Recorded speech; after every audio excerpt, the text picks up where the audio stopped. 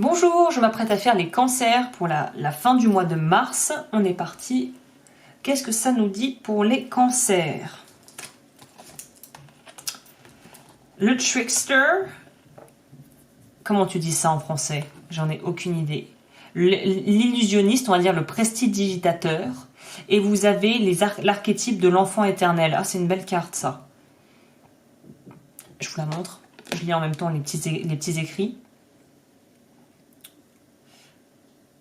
Oui, ok, j'ai compris. Ok. Alors pour vous, le point central pour vous pour la fin du mois de mars, c'est retrouver cette espèce de joie de vie et cette innocence de l'enfance. Et c'est vraiment,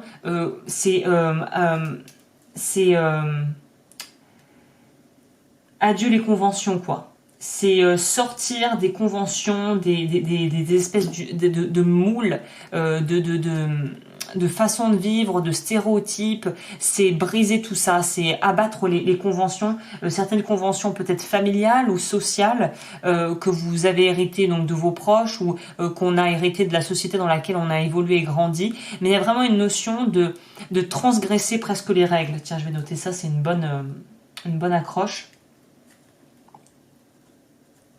Parce qu'il y a une idée de dépasser certaines limitations que vous avez peut-être, comme je vous le disais, acquis de votre famille ou de conditionnement, et on sent que vous sortez ou que vous avez envie, en tout cas il y a une partie de vous, même si c'est peut-être pas très conscient, qui a envie de briser toutes ces conventions, on doit faire comme ça, mais on a toujours fait comme ça, mais il faut faire comme ça. J'ai l'impression qu'il y a une part un peu presque rebelle en vous qui va se réveiller en fin de mois, parce que justement vous voulez sortir de la boîte, vous voulez plus faire partie voilà du pack de moutons, pour parler simplement, et imagé, évidemment c'est un peu cliché, mais on a envie de pouvoir se vivre pleinement, de pouvoir vivre ce qu'on a à vivre avec peut-être d'autres personnes autour de soi pleinement, peut-être aussi sur le plan sentimental, mais on n'a plus envie des traditions, des gna. En plus, les cancers sont assez famille et assez tradition, justement, ça va nous parler dans les maisons en astrologie. La maison du cancer va nous parler justement des racines, c'est la maison 4 dans la rose, dans votre thème astral, et du coup les cancers vont nous parler de tradition, et là on nous demande de sortir peut-être de certaines traditions pour pouvoir créer autre chose. On nous parle de pouvoir recycler l'ancien pour en créer quelque chose de tout à fait nouveau et peut-être de tout à fait novateur, quel que soit le domaine. Donc c'est hyper intéressant comme complémentarité de se dire que c'est à travers peut-être une certaine forme de manipulation, on va dire ordinaire, qui n'est pas malsaine, mais à travers une certaine forme de transformation ou de capacité peut-être de persuasion, que vous allez pouvoir transformer certains aspects de vos vies qui étaient peut-être un peu plan-plan, que vous aviez envie de bouger, ou que tout simplement la vie vous appelle à modifier pour votre propre bonheur en fait. Donc c'est très jolie carte. Oui, la roue de fortune. 8 de coupe. Oui, c'est vraiment ces énergies, ça résume très très bien les choses.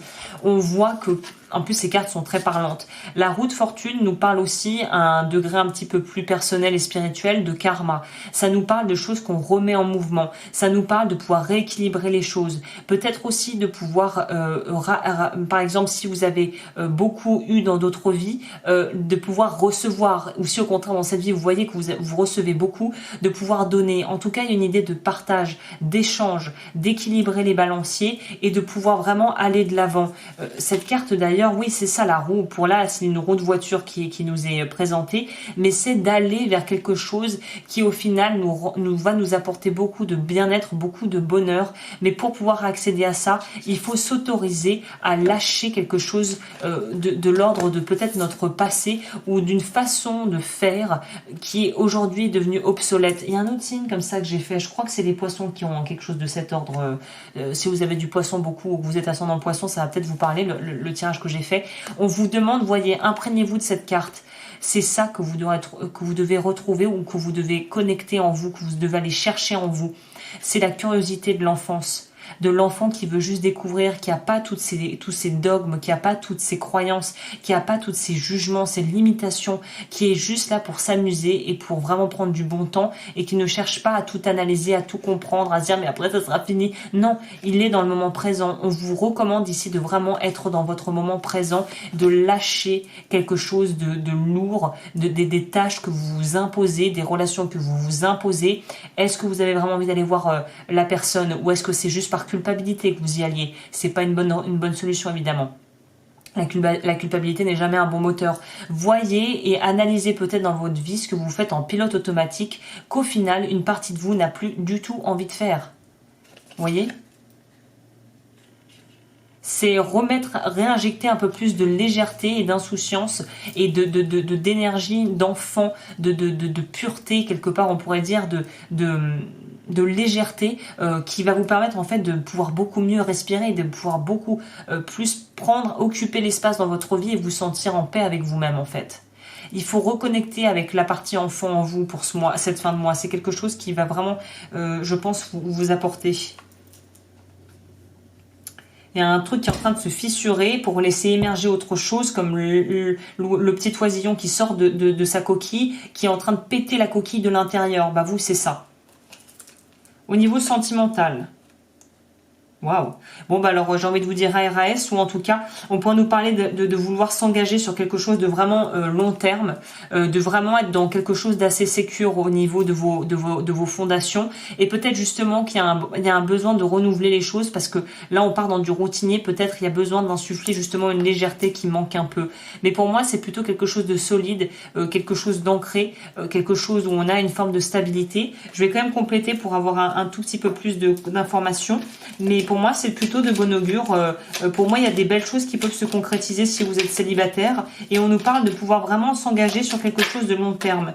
Voilà, et on nous parle de vraiment être dans une espèce de partage mutuel, ou en tout cas d'aspirer à être avec des personnes dans son entourage ou dans son intimité qui vont nous permettre en fait de pouvoir partager ses connaissances. Peut-être qu'on pourra nous parler aussi d'avoir rencontré récemment ou de s'entourer et de commencer à s'entourer d'autres types de personnes qui n'ont peut-être pas grand-chose à voir avec le genre d'amis et de relations qu'on pouvait avoir par le passé, mais qui au final nous apportent cette nouveauté, cette fraîcheur, nous apportent une vision de la vie différente de la nôtre, qui au final va enrichir notre propre vie. Donc c'est très bien. Oui, il y a quelque chose de l'ordre aussi de prendre son temps, de pas se lancer n'importe comment et d'être très réfléchi dans votre vie émotionnelle et sentimentale. Et j'ai l'impression que c'est quelque chose qui est très bénéfique et qui est très porteur. Peut-être pour d'autres, on pourrait nous dire que pour le coup, vous pourriez peut-être un peu plus vous lâcher, vous détendre un petit peu et vous lâcher, c'est-à-dire vous autoriser à être peut-être un peu plus enfantin et de montrer une partie peut-être aussi plus vulnérable de vous et de ne pas toujours tout prendre trop au sérieux, de ne pas toujours être trop sérieux. Et détendez-vous, respirez, rigolez un coup, osez être aussi peut-être un peu, parfois faire l'idiot ou vraiment voilà, de faire des choses un peu débiles, et au final de pouvoir vous donner en faisant ça, en vous autorisant à aussi incarner ça, cette légèreté, cette côté enfantine qui veut pas dire immature, qui veut juste dire enfantin. Ça peut aussi donner envie aux autres de faire pareil, ou en tout cas ça leur permettra aussi d'avoir un espace de respiration pour pouvoir aussi décompresser. Je pense que c'est ça qui manque un peu et qui vous ferait du bien, de pouvoir décompresser en faisant des choses vraiment très simples en fait. Voilà ce que j'ai pour vous. Donc c'est un très joli tirage du reste. On va voir le conseil pour vous pour cette fin de mois du coup. C'est ça, prenez pas tant la vie au sérieux. Il y a un temps pour tout et le temps de s'amuser est nécessaire aussi à la vie. Si c'était travail sérieux, bon, je crois qu'on serait tous en PLS, on serait tous au bord du suicide. Donc non, il faut réinjecter, laisser la joie vous envahir et laisser les choses prendre leur place naturellement. Alors, il m'en sort deux, je vais les prendre.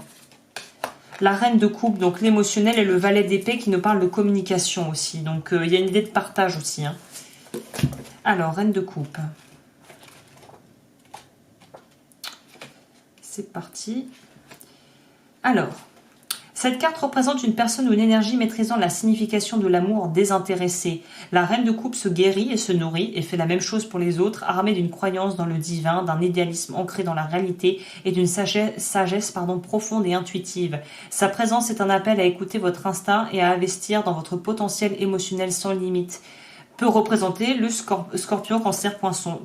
Donc ça, en plus, ça vous représente là. L'affirmation, c'est ma sensibilité et mon empathie sont mes super pouvoirs. Je vous répète ça.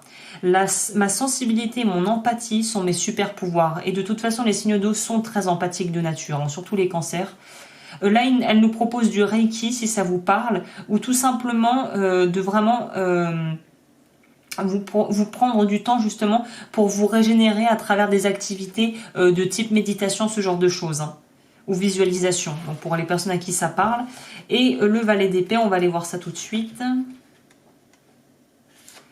Le valet d'épée représente une personne, une énergie au tout début d'une nouvelle idée passionnante. On revient avec ce truc d'enfant, hein.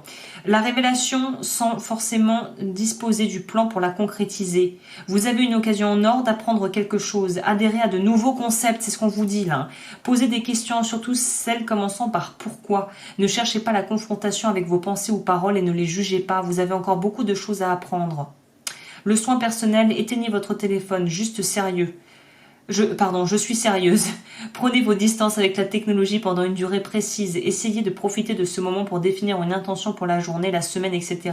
En matière de pensée, vous pourriez vous promettre d'avoir sur vous un carnet et un stylo afin de noter vos brillantes idées. Évitez par exemple toute pensée négative au cours de la journée. Prenez ça comme un jeu, c'est ça, mettez-vous des mini-défis, ça peut être bien pour vous. L'affirmation, c'est je suis un éternel élève, fier et je cultive tous les jours mon esprit. Donc voilà, il y a une nourriture affective et émotionnelle qui vont de pair pour vous. C'est des très jolies énergies. Vraiment, laissez-vous aller, respirez, pour parler clairement, détendez-vous du slip là. Vous avez fait le max, vous avez fait ce que vous pouviez. Là aussi, prenez du temps pour vous amuser et pour vous ressourcer. Voilà ce que je peux vous dire les cancers. Si vous voulez aller plus loin, mes coordonnées sont en barre d'infos. Et moi, je vous retrouve très vite pour des prochains horoscopes d'avril du coup. Bye!